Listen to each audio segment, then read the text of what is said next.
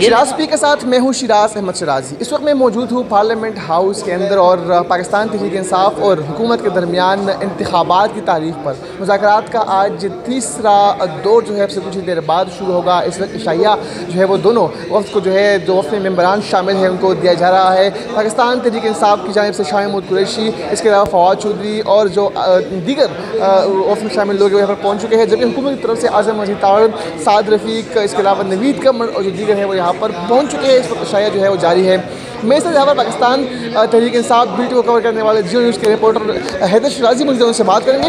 हैदर, बताइएगा इस मुज़ाकरात का जो तीसरा दौर है इस हवाले से बताइएगा कितने फीसद चांसेस है कि आज जो है मुज़ाकरात कामयाब हो जाएंगे, और आपकी बातें भी हुई यहाँ पर जो रहनुमा आए थे, क्या कहा होगी जानिब से? देखिए, एक चीज़ पॉजिटिव आज नज़र आई है कि मुस्लिम लीग नून के रहनुमा ख्वाजा साद रफ़ीक और आज़म नज़ीर तारड़ की जानिब से आज ये कहा गया है कि नून लीग के जो रहनुमा PTI के हवाले से सख्त बयानात दे रहे हैं उनकी वो ज़ाती हैसियत में है। और दूसरा, इस मुज़ाकराती अमल से कबल जो परवेज़ इलाही के घर पर जो वहाँ पर हमने देखा पुलिस क्रैकडाउन था, इस हवाले से भी आज सवाल किया गया तो उन्होंने कहा कि इसाक डार ने PTI की आदत से रब्ता किया है, तो लिहाजा ये मुस्लिम लीग नून और PDM रहनुमाओं की जानिब से PTI के साथ रब्ते किए जा रहे हैं और ये एक पॉजिटिव गेस्चर है। इसमें पॉजिटिव हमें ये नज़र आ रहा है कि जो सख्त बयानात हैं नून लीग की जानिब से कहा जा रहा है कि वो दोनों तरफ से हैं, तो लिहाजा वो सख्त बयानात को ज़ाती बयानात तस्वुर करते हुए हमें आगे बढ़ना चाहिए और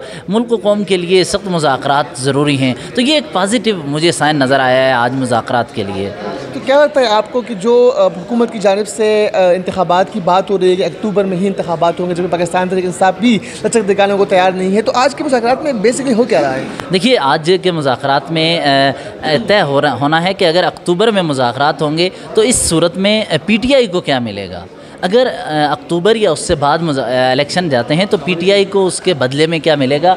इस वक्त ये यहाँ पर सीनेट चेयरमैन की जानिब से इशाइया जो दिया जा रहा है उसमें तमाम रहनुमा शरीक हैं, PTI के भी, इसके अलावा PDM के। सीनेट चेयरमैन की जानिब से आज फिर एक मरतबा फिर एक मुस्बत इशारा दिया है। उन्होंने कहा है कि आप मुल्क के लिए आगे बढ़ें, क्योंकि अगले 2023 में इस साल के अख्ताम तक $34 बिलियन से ज़ायद पाकिस्तान को पैसा चाहिए। वो आप कर्ज़ की मद में वापस भी करना है, वो पाकिस्तान की मईशत को संभालने के लिए, तो ये सब जब चाहिए तो इसके लिए तमाम स्टेक होल्डर्स का मिलकर बैठकर आगे बढ़ना ज़रूरी है। बहुत शुक्रिया। हमारे साथ यासिर भी मौजूद है, सो न्यूज़ से इनका ताल्लुक़ है और एक्सक्लूसिव खबरों के लिए बहुत मशहूर है। बस आज भी एक्सक्लूसिव खबर सामने आई थी आपकी तरफ से कि मुज़ाकरात जो है सुबह 11 बजे से रात 9 बजे तक क्यों गए, तो क्या खबर है अंदर बताइएगा। शिराज, देखें, ये गुज़िश्ता रोज़ लाहौर में तहरीक इंसाफ और हुकूमती टीम के माबैन आज़म नज़ीर तारड़ के घर में एक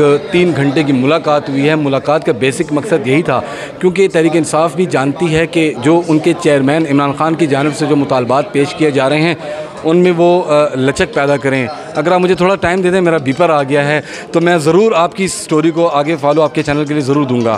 बिल्कुल जी, असर हमारे साथ मौजूद थे और एक्सक्लूसिव खबरों के हवाले से बहुत मशहूर है। और आज चूँकि मुज़ाकरात का तीसरा दौर जो है अब से कुछ ही देर बाद यहाँ पर कम्युनिटी रूम नंबर 3 में जो है वो शुरू होगा। इस हवाले से भी चूँकि बताया गया था कि सुबह 11 बजे मुज़ाकरात होंगे, उसके बाद मुज़ाकरात जो है वो रात 9 बजे तक पहुँचा दिए गए थे। तो इससे कबल भी हमने देखा कि मुख्तलिफ जो पाकिस्तान तहरीक इंसाफ के रहनुमा है उनकी जानिब से चुपके से मुलाकातें भी हुई और मुलाकातों के बाद ये तय पाया गया कि जो मुज़ाकरात होंगे, मुज़ाकरात का दूसरा दौर होगा वो 9 बजे पार्लियामेंट हाउस में होगा और इस इशाइया जो है वो जारी है।